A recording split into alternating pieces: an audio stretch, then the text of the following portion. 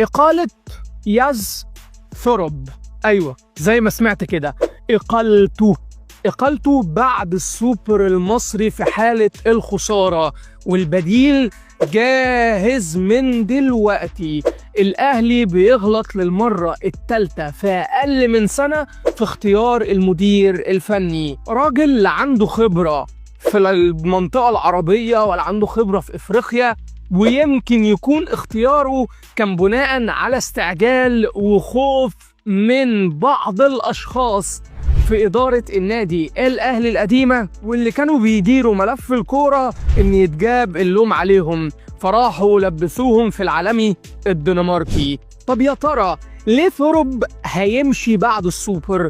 أولا النهاردة قرعة دوري أبطال أفريقيا، وزي ما شفنا إن مجموعة الأهلي تعتبر من المجموعات الصعبة وهتلاعب مدارس مختلفة. من الآخر كده انت مش حمل لا خروج مبكر، ولا انت حمل ان انت ما توصلش نهائي وتخسر، لا انت لازم توصل النهائي ولازم تكسب البطولة. معدل الصرف واللعيبة الخبرة اللي جت والرواتب والبلا بلا بلا بلا ده كله لازم يجبرك ان انت تكتسح الساحة محليا وافريقيا. انت معاك حرفيا منتخب مصر، معاك لاعب من احسن اللعيبه في القاره زي زيزو، معاك احسن خط وسط في القاره وهو امام عاشور، معاك واحد من افضل الاجنحه في القاره ومصنف لحد دلوقتي وهو تريزيجيه. فقصه ان انت تخسر بطوله او ما تكسبش في اول اختبار حقيقي ليك لازم هتمشي. الراجل ده زيه زي كولر، ما اختلفش عنه كتير، واقف مش فاهم اللي بيحصل وقراراته كلها غلط في غلط. اي حد بيطبل للراجل ده وشايف ان هو جريء وهجومي وكل الكلام اللي ما بياكلش عيش ده بيهزر.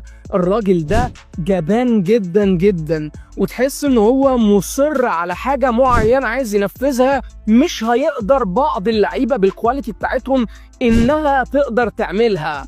زي انه مصر ان محمد طاهر يشارك جنب جراديشار كمهاجم وهمي، وانه يطرف بالجناح، وكمان التراجع غير المبرر في بعض أجزاء المباراة. المهم إن أول قرار من سيد عبد الحفيظ ضد ثورب إنه هيخصم 20% من مستحقاته لو ما رجعش من بطولة السوبر المصري.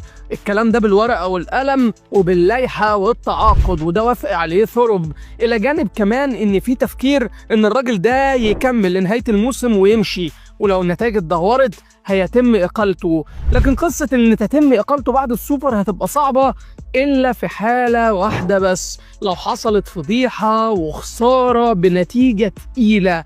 دي الحاجة الوحيدة اللي هتجبر مسؤولين النادي الأهلي إن الراجل ده يمشي بسرعة هو وجهازه، ويدفع بقى ساعتها اللي يدفع. السوبر هتبقى نقطة تحول ومحطة مهمة جدا جدا جدا لثورب، وهنشوف إذا كان هينجح فيها ولا هيفشل ويبقى زي اخواته اللي قبله. انت بقى متوقع ايه بعد رؤيتك لآخر كام ماتش ليه؟ قول لنا في التعليقات.